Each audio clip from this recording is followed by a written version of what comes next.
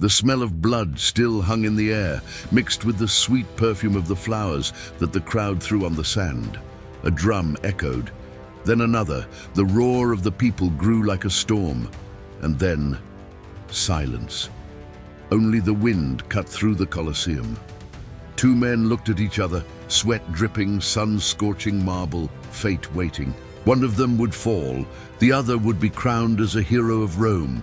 At that moment, the entire empire watched its own soul being put on trial. It was more than combat. It was a religion made of blood, and Rome believed it to be eternal.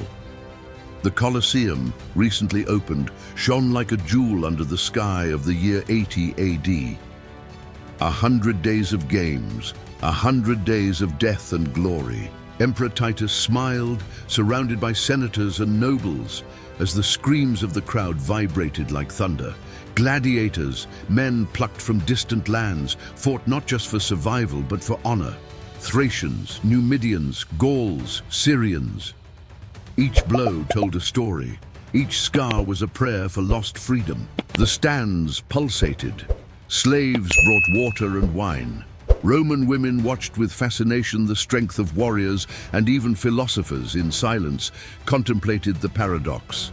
The most powerful civilization in the world, applauding death as entertainment. The smell of iron, the glow of blood, the dry stampede of swords. It was all the choreography of a divinely cruel spectacle. Rome believed itself to be at the height of its greatness. No enemy to match, no threat to his order. Aqueducts carried water to public baths. Temples exuded incense, and the Senate seemed unshaken. But what sustained that empire was not only the strength of the legions. It was the illusion of control, the dominion over life and death, the pleasure of deciding who would live and who would be thrown to the wild beasts. In the heart of the arena, humanity was replaced by instinct. Gladiators became symbols of Rome itself, disciplined, merciless, obedient to spectacle. Each blow dealt was a tribute to the power of the empire. The public saw violence as a reflection of glory, and when the emperor's thumb came down, the people felt like God for a moment. The sun pierced the stone arches and cast shadows on the bodies. With each death, the crowd rose up. The ground was watered with blood, and the people, drunk, asked for more. It was the triumph of iron over flesh, and no one noticed. There, amid applause and shouts, Rome was beginning to lose something it would never recover: its soul. Gladiators turned into idols were slaves and celebrities at the same time. In the taverns, the people bet on their names as if they were gods in raw flesh. Some received gifts, women, fame, but everyone knew the price of glory was to die well. To die in style, it was said, is the duty of one who was born to entertain Rome. The arenas multiplied. In Pompeii, in Capua, in Antioch, in every corner of the empire, the spectacle of blood replaced faith. Military victories were celebrated with public carnage. When the army returned from the conquered provinces, 1,000 prisoners were thrown to the wild beasts in a single day. The most advanced civilization on earth had made an art out of human suffering. But under the white marble, something cracked. The cost of the games was unbearable, and hunger was growing in the peripheries. The legions fought on increasingly distant frontiers, while in the arenas, hungry citizens screamed for bread and blood. The spectacle, once a symbol of strength, became a curtain to hide the chaos. The shouts of the crowds were no longer of glory, they were of flight. Rome sought to forget its own decadence, anesthetized by the brutality it had created. It was the beginning of a national vice. The weaker the soul of the empire, the more violent its amusement became. The sun set over the Colosseum, and shadows grew over the marble. Inside, the last gladiators of the day fell one after another.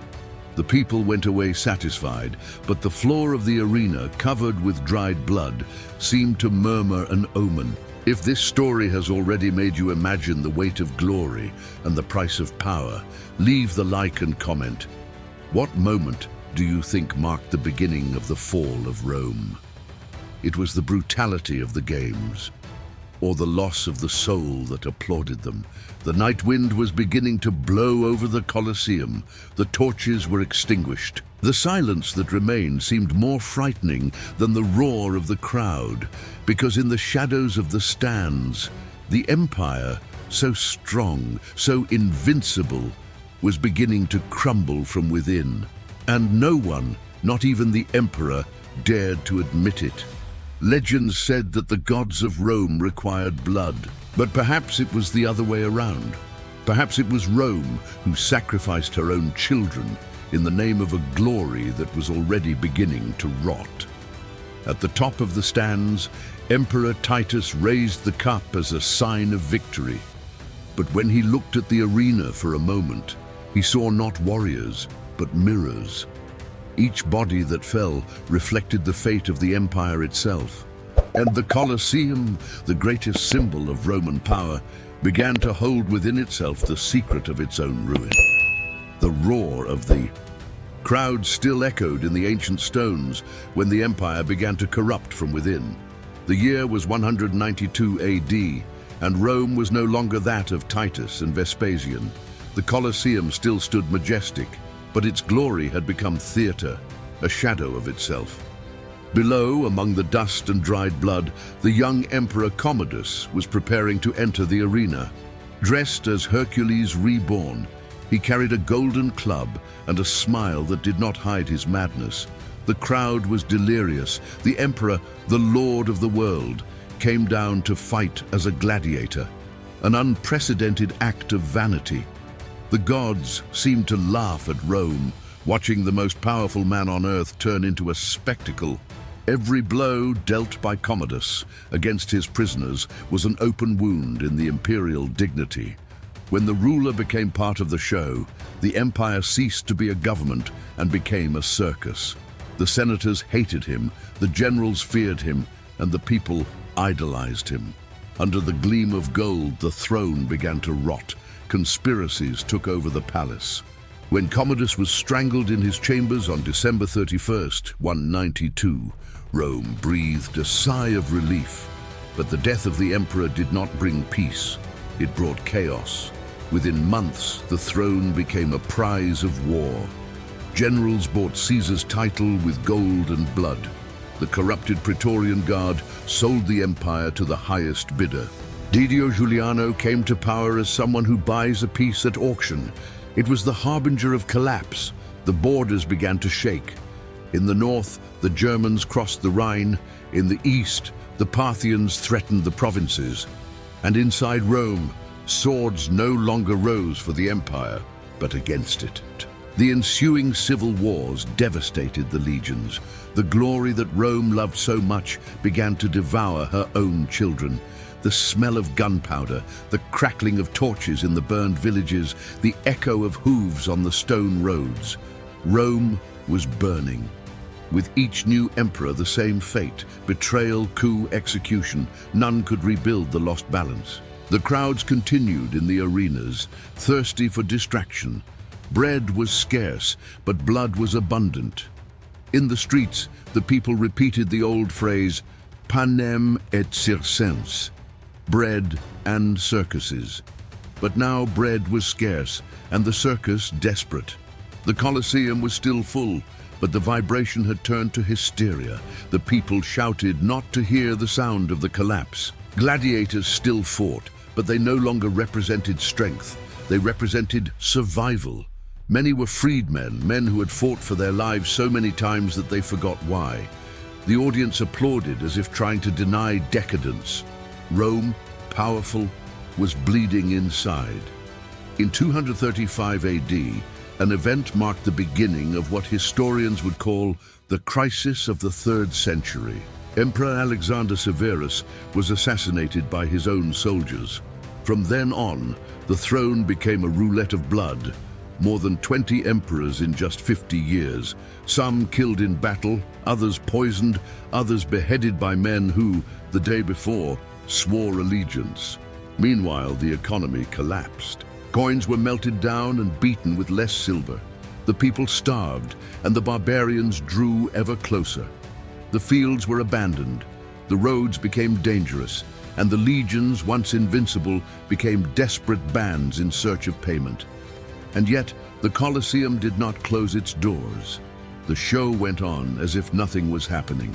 Gladiators died to the applause of a people who did not realize that the real enemy was already within the walls. The corruption, the pride, the weariness of a civilization that had forgotten its own gods. Emperor Aurelian, decades later, tried to restore the lost glory. He reconquered territories, raised walls, re-established order, but the price was high.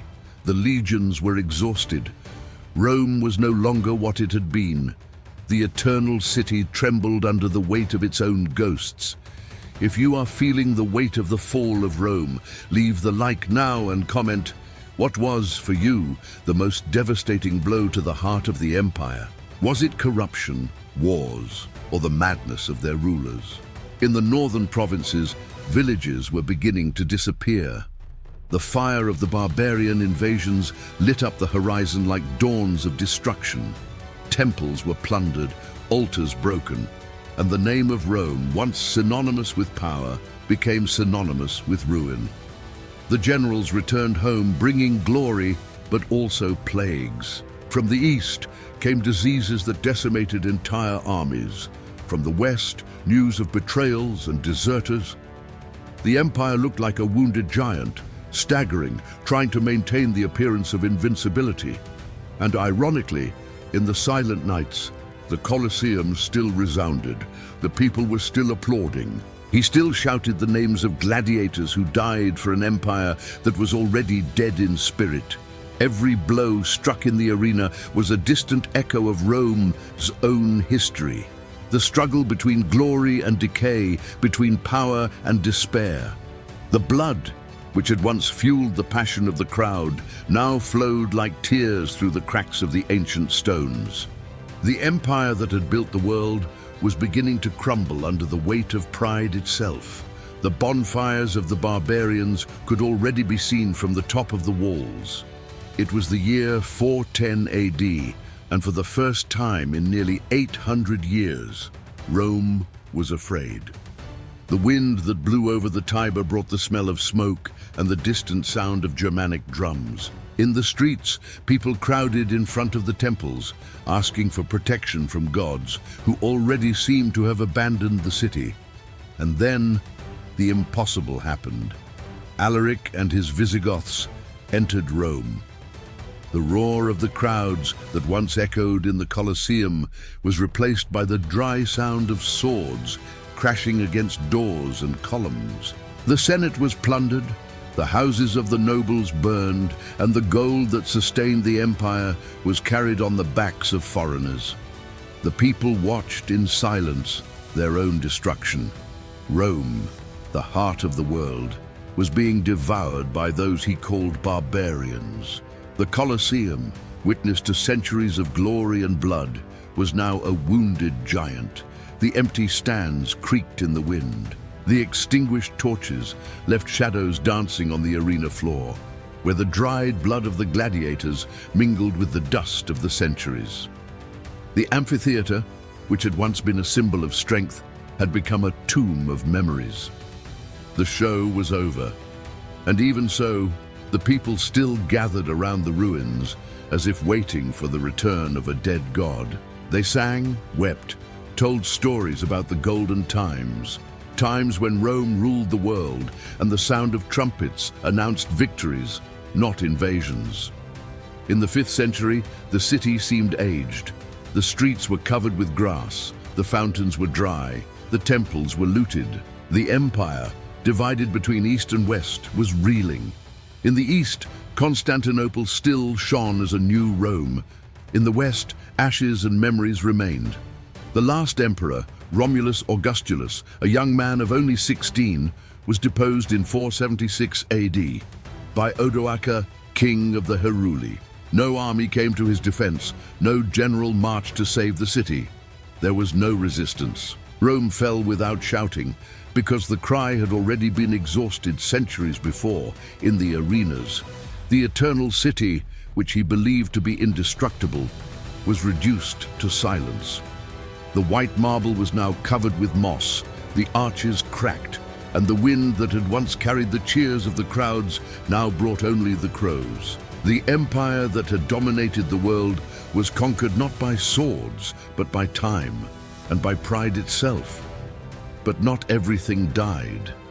The spirit of Rome survived in ways that no one imagined. Its roads still crossed continents, its laws would still sustain future empires, and its language, Latin, would be reborn in the languages that today shape the West. Even the Colosseum, condemned to oblivion, would be rediscovered centuries later, a symbol of a glory that time has not been able to completely erase. The gladiators, those forgotten men, became a myth. Poets wrote about them, painters portrayed them, philosophers compared them to martyrs, and in a way they really were. They fought, bled, died, and in the end, they represented something greater than Rome, the price of glory and the judgment of mankind in the face of their own pleasure in destruction. As the flames consumed the Senate and the libraries, a new flame began to grow, that of the Christian faith. In the catacombs, Christ's followers were already whispering prayers, while outside the temples of the old gods were crumbling. The Colosseum, which for centuries had been the scene of death, now became a symbol of redemption. The city that erected altars for war would be, ironically, the cradle of the church. The world had changed. The legions disappeared. The emperors became broken statues, and the arenas were filled with silence. But the memory of the empire, with all its glory and brutality, would continue to echo in the civilizations that came after. Rome is dead, but its dream of eternity has survived in every city it builds, in every empire it rises, and in every man it believes to be invincible. Subscribe to the channel, leave the like and comment. Which event for you symbolizes the true end of Rome? Was it Alaric's serve, the fall of Romulus Augustulus, or the moment when the Colosseum fell silent forever? His answer may appear in the next documentary. And remember, history doesn't die, it changes form. The blood turns to stone, the cry becomes an echo, and the ruins continue to whisper what Rome tried to forget. The empire has fallen, but the echo of the gladiators still resonates in the ruins of time.